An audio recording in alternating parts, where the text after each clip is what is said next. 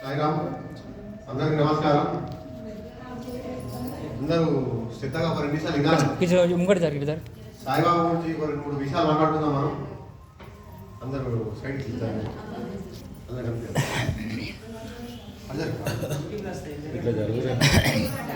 అన్న గణేష్ అన్న గిడి ముంగడి sir. Okay ఇంకొచ్చావా అల్లిటి place చేయాలి. సాయిబాబా తత్వముద్రలో మనకు ఫస్ట్ కథ.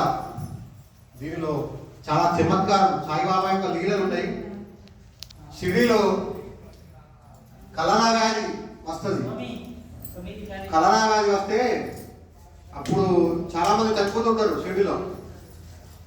అప్పుడు బాబా ఏం చేస్తాడు, ఒకరోజు షిరిడీలో ద్వారకాబాయిలో ఒకరోజు ఉదయం మార్నింగ్ ముఖం పట్టుకొని బాబా ఇసురావుతో తెలుసుగా మన ఇళ్ళలో ఉంటాయి తిరుగులంటే తిరుగులన్నా ఇసురావుతలో ఒకటే గోధుమలు తీసుకొచ్చి బాబా కింద ఒక సాపేసి దాంట్లో ఇసురావుతు పెట్టి గోధుమలు విసురుతుంటాడు.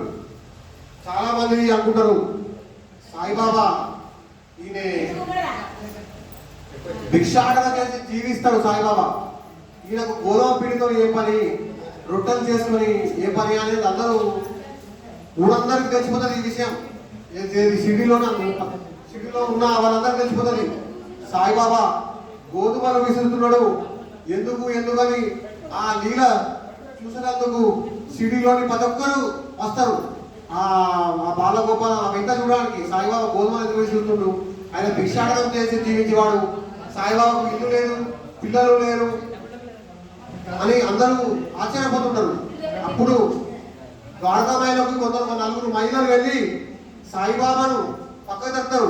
బాబా మీరెందుకు విసురడము, మేమే విసురుతామని చెప్పి ఒక 4 మహిళలు స్త్రీలు సాయిబాబా దగ్గరికి వెళ్ళి సాయిబాబాను పక్కకు జరిపి ఆ గోధుమలు ఇల్లే విసురుతారు.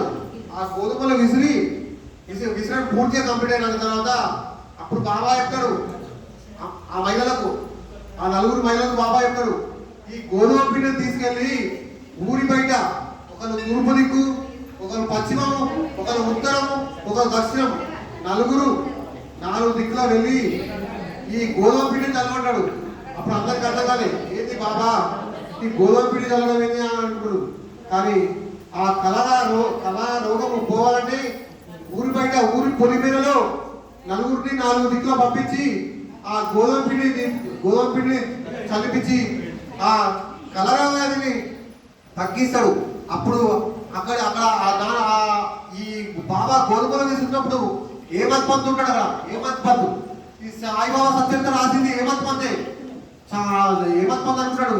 ఏది బాబా ఏమత్పంతు ఈ సాయిబాబా సత్యంతో రాసిన ఏమత్పంతు ఉంటాడు. సాయిబాబాకు ఒక ఫకీరు, ఇల్లు లేదు, పిల్లలు లేరు, వారిపై ఆధారపడిన వాళ్ళు లేరు. ఈ గోధుమలు ఎందుకు విసురుచున్నాడు సాయిబాబా అని ఊళ్ళో ప్రతి ఒక్కరితో విచారణ చేస్తారు.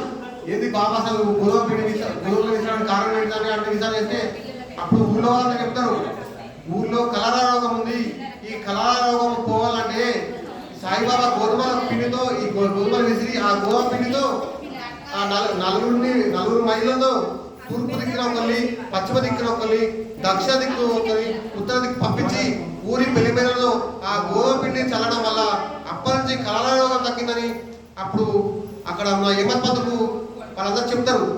యాక్చువల్గా ఒక గోధుమ పిండితో కలరా రోగం పోతుందా అని చాలా మంది అనుకోవచ్చు. గోధుమ పిండికి కలరా రోగం సంబంధం అనుకోవచ్చు, చాలా మంది గౌరవచ్చు. కానీ సద్గురువు యొక్క చేష్టలు, గురువుల యొక్క చేష్టలు అగోచరంగా ఉంటాయి.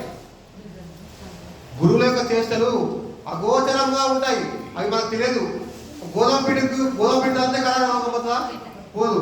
కానీ గురువు యొక్క మాట ద్వారా మాత్రమే అవన్నీ జరుగుతుంటాయి.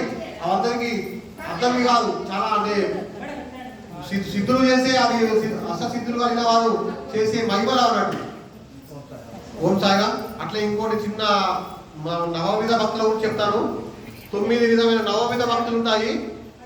ఈ భక్తి మార్గాలు 9 విధమైన భక్తి మార్గాలు ఉంటాయి. ఆ భక్తి మార్గాల్లో ఫస్ట్ది శ్రవణం. మీరందరూ వినేది ఫస్ట్ మార్గం. మీరందరూ వింటున్నారే, దానినే శ్రవణం అంటారు. 9 విధమైన భక్తి మార్గంలో మొదటి మార్గం ఈ శ్రవణం. రెండవ భక్తి మార్గము కీర్తనం. కీర్తనం అంటే ప్రార్థించుట. మనము బాబాను కీర్తించడం కానీ, స్మరించడం కానీ, కీర్తించడం పాటల ద్వారా కానీ, లేకపోతే కథల రూపాలు కానీ కీర్తించడం, బాబా నువ్వే అని వేడుకోవడం, ఇవన్నీ కీర్తన కిందకి వస్తాయి. భక్తి మార్గంలో మూడవ మార్గము స్మరణం. మనం ఇక్కడికి జరిగిన విషయాలను ఇంటికి వెళ్ళక స్మరించుకోవడం, ఇదొక భక్తి మార్గం. నాలుగవది పాదసేవనం.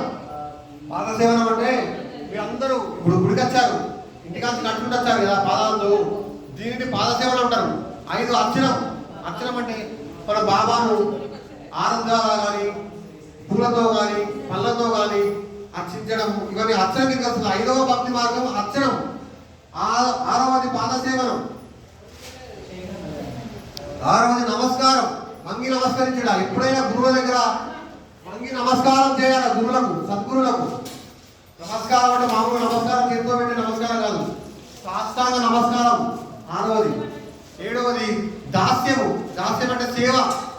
ఇగో ఈ అమ్మ చేస్తుంటది, ప్రతి గురువారం సేవ చేస్తుంటది. ఈ అమ్మ మామూలుగా ప్రతి గురువారం వస్తుంది అమ్మ, పొద్దున వచ్చి సాయంత్రం పోయాక ఇక్కడ ఉంటుంది, సేవ చేస్తుంటది. సేవ సేవ అంటే శ్రీరాముడు ఆంజనేయునికి చేసిన సేవ కూడా దాస్యం, సేవ. 8వది సౌఖ్యత్యము. సౌఖ్యత్యం అంటే స్నేహము. మనం ఈ గుడికి వచ్చినప్పుడు భక్తుల మధ్య సౌఖ్యత్యం, స్నేహభావం మెదలాలి. శ్రీకృష్ణుడికి అర్జునుడికి ఉన్న యొక్క భావమే సఖ్యత్వం. ఆత్మ నివేదనం అంటే గురువుకు, ఒక సద్గురువుకు ఆత్మను సమర్పించాలి. అప్పుడే అది 9వ మార్గం ఆత్మ నివేదనం. భక్తి మార్గాల్లో 9 మార్గాలు ఉంటాయి. ఈ 9 మార్గాలలో మనం ఏ భక్తి మార్గాన్ని అవలంబించినా కానీ మన జీవితాలు తరిస్తాయి. మనకు దేవుడు మన ఇంటి దగ్గర ప్రత్యక్షమైనడు. ఈ 9 విధమైన భక్తి మార్గాలలో మనకు నచ్చిన ఏదైనా ఒక భక్తి మార్గాన్ని పట్టుకొని దాని వెళ్తే కంపల్సరీ మన జీవితాలు మారుతాయి. ఈ 9 విధమైన భక్తి మార్గాలలో ఏదైనా ఒక భక్తి మార్గాన్ని పట్టుకొని మన జీవితాన్ని తరింపజేసుకోవచ్చు. జై సాయిరామ్. సాయిరామ్.